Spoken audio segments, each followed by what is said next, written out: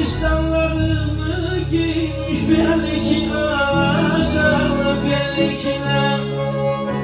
giymiş fistanlarını belli ki aşarlı belli ki